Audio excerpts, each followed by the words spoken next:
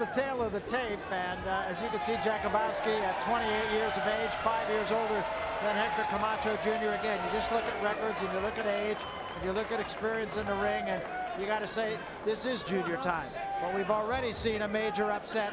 Let's see what happens over the next hour or so. With that, we take it to the center of the ring and Jimmy Lennon Jr. Jimmy.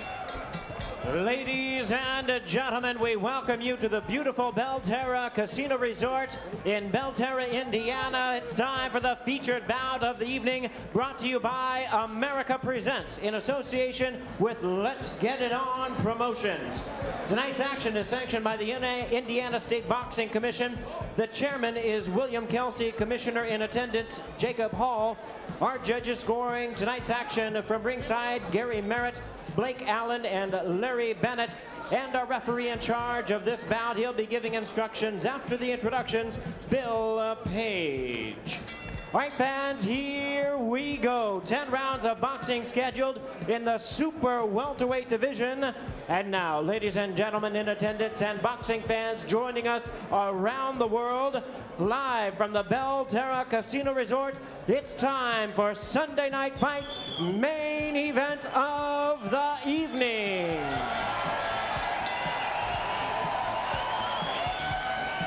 Introducing to you first on my left, fighting out of the red corner, wearing white trunks with red and blue trim, hailing from Whiting, Indiana. He weighed in at an even 150 pounds. His record stands at 21 wins, 8 losses, with 4 wins coming by way of knockout. Introducing Eric Jakubowski. And his opponent across the ring on my right, fighting out of the blue corner in this 10-round attraction, wearing red, white, and blue trunks, hailing from Bayamon, Puerto Rico.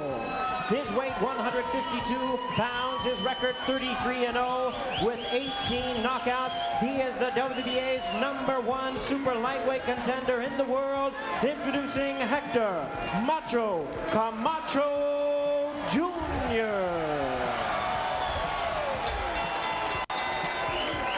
Once again, it's Bill Page, our referee in charge, now to give instructions, 10 rounds of boxing schedule.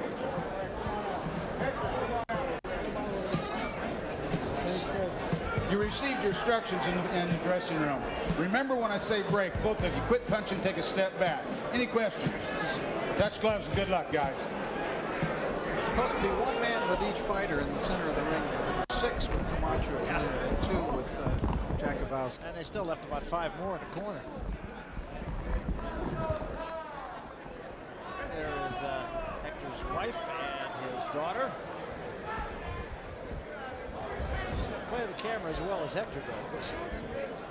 She's very good audio-wise. I did a radio interview with Hector last week, and she cried through the whole interview in the background. Round number 1. Hector Camacho Jr. goes out to touch gloves and then swings with the left hand. So let's see if that sets a tone. Jakubowski, good boxer. He likes to use the ring. Fights in pretty much a conventional sense, Barry, for a guy his size. He's a mover in there. He's been in against some very fine fighters, but he has not been able to beat the very fine fighters. All of his victories have been accomplished at the expense of club fighters. Every time he does step up, as you said, I believe he's 0-6 when he has stepped up to that higher caliber. He's lost fights, for example, against Khalid Rahilo, who was a WBA champion. He lost to Jeff Mayweather, one of the fighting Mayweathers, Arturo Gotti at that time. So he's been in with good people. Just hasn't been able to beat them. Hector Camacho Jr., we know what's at stake here for him. Basically, reputation. A very damaged reputation as a result of the Leija fight. That's what he's trying to overcome and start repairing. The rehabilitation of that reputation begins here this evening. And he always talks about fighting at that super lightweight, 140 pounds. And that is a terrific division, and there are a lot of good fights in that division. But the bottom line is he came in here at 152. Now that's 2 weight divisions higher. Good job of jabbing to the body by Jakubowski, whose brother, Marty, Was a guy with about a zillion fights, fought everybody, got a couple of title chances, couldn't cash in on those. The really ridiculous thing is that Eric Jakubowski's first loss in the ring came against his brother. That's right. He actually fought his brother, Marty. Fought him under the pseudonym, actually.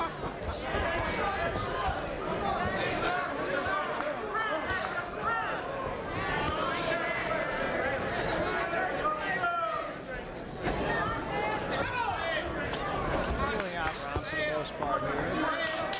Doing a lot of business.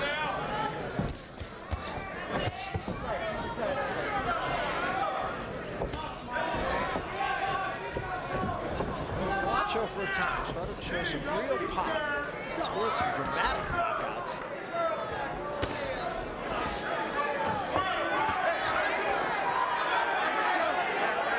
We saw some of those in that feature, that one with Maynard Reed. He knocked him out of the ring. Harold Warren, of course, that was very dramatic. LaCourcier knocked him unconscious. Jakubowski was complaining about Camacho's holding him behind the head, and when he turned around, he had some blood from the back of his head. End of one.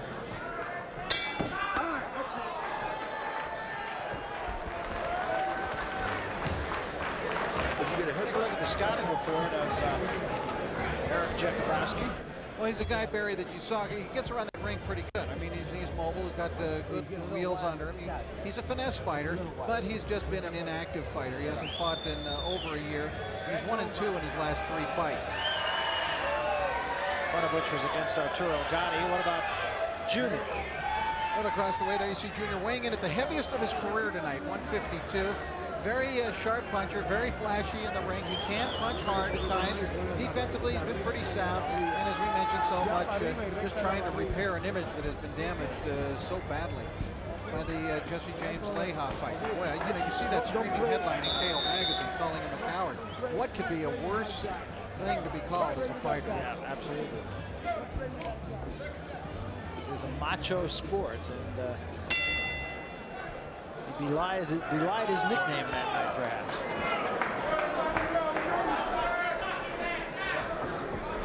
Round number 2.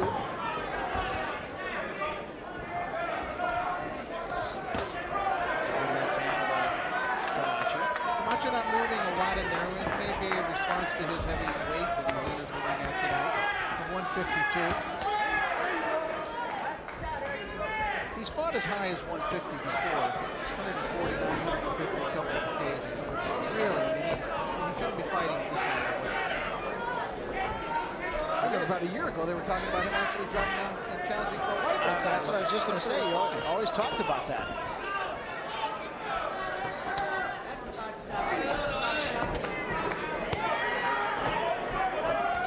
John O'Grady has joined us ringside here, and Hector seemed loosey-goosey as he always does. Very loose, very confident coming into this fight, but I'm going to tell you something.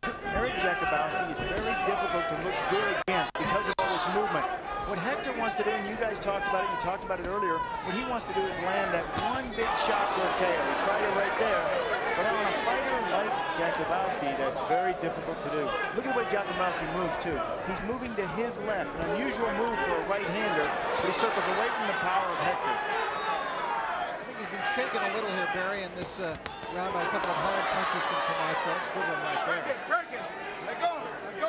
Long and lanky. Camacho says, in the ring, my style is just like my dad's, but with more power. Says his best punch is the straight left, and there's a uppercut left from Camacho. I think that's probably accurate. I think he does have a little more pop on his dad. Yeah, I would agree with that myself. I think at times, though, he disdains it, as he did in a couple of those fights prior to the LaCourcier fight. He made a couple of those really kind of just very ho-hum type decisions. The wins over Joe Hutchinson, Ray Martinez. Those were not spectacular fights in which he flashed the power.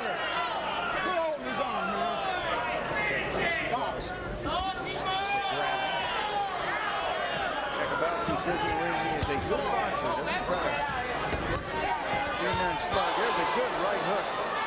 Camacho right on the chin. Came behind the left hand, actually. Camacho's thinking strictly power tonight. The stuff that he's throwing is getting in. Sure, well, he wants to have a spectacular knockout. What he needs, what he's looking for. Coming to the end of round number 2. The fight has been pretty much controlled by Hector Camacho Jr. We'll be back.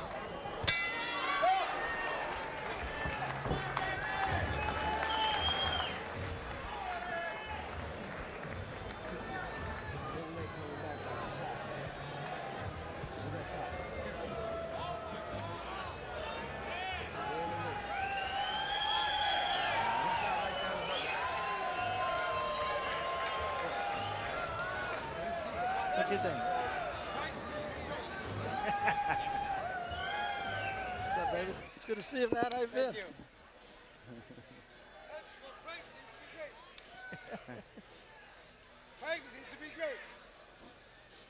Okay.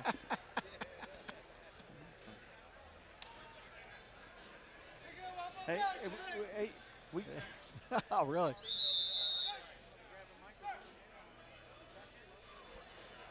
Yeah, grab me a microphone.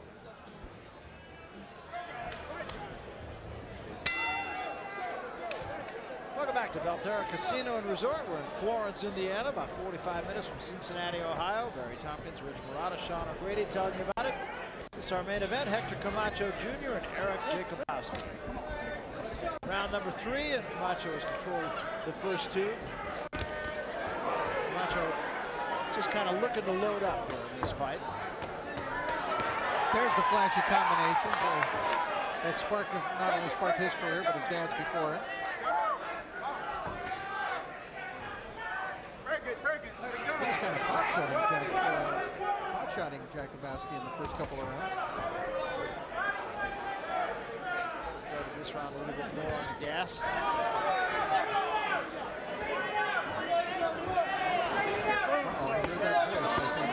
It's hard to escape. That's a macho man. Papa, a little more pressure from his side. Turn up a little bit, nice little smile from Camacho. He is very relaxed in this fight. Well, he should be. Eric Jakubowski, 21-8, 4 KOs. He weighed in yesterday at 149, Jakubowski did, after eating, he said. Jakubowski found out about this fight 1 week ago. But you know something, I tell you about these Jakubowski kids, you guys know too, they can go the round. They're tough, they're durable, they're survivors. Jakubowski, this one, Eric says, I'm a road warrior, I've been a victim of bad decisions. He's fought 5 times in Europe. He says it's very difficult to get wins on the road. But he's never fought a left-hander. Made a bad decision in his last fight against Mark Riggs. Stepped into a punch and got knocked out. And he said it just out of nowhere, I got a nail. He said, no excuses. I trained 5.5 weeks. I was really prepared for that fight. He said, he just clocked me. Mark Riggs has done that to a lot of people. 18-0. Very good past the time they fought. He's as tough as John Riggs. Bobby. Hector Jr. up there took a little look at his dad. His dad was yelling up some instructions to him, and Junior did cast him a glance. A couple of right hands slipped in there in close quarters by Junior. Oh, these opponents are so hard to face because they wrap themselves in that shell. How do you get to get out of that? You got to hit him when he's punching. But I asked for that, sometimes you have to take a shot or two. I asked Camacho how he wanted to fight Jakubowski, and he said, I want to be right on top of him. That's what he's doing. Yes, but Jakubowski's getting his shots in. 10 seconds. Jakubowski just stepped back and took a deep breath. And the 3. Break.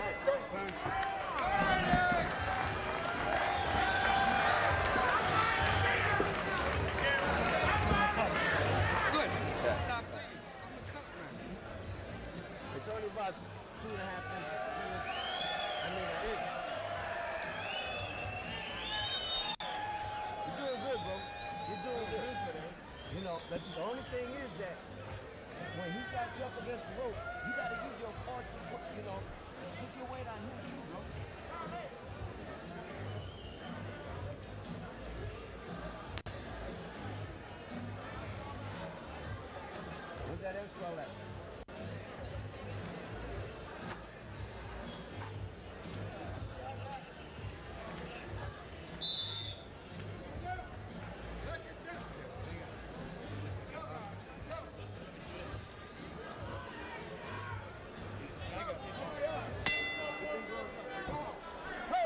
Welcome back. We come to round number 4. Eric Jakubowski in the white trunks and Hector Camacho Jr. in the stars and stripes. Jakubowski got a right hand, but that was going to be it because Camacho Jr. just whacked it. It was a big combination and a real right hand that landed very strongly. Hector perhaps prematurely celebrating. There you see some of that blood streaming down. It looks like from the chin. Yeah, it does. He's got a cut underneath the jaw. Bill Page telling Hector Camacho to get to a neutral corner.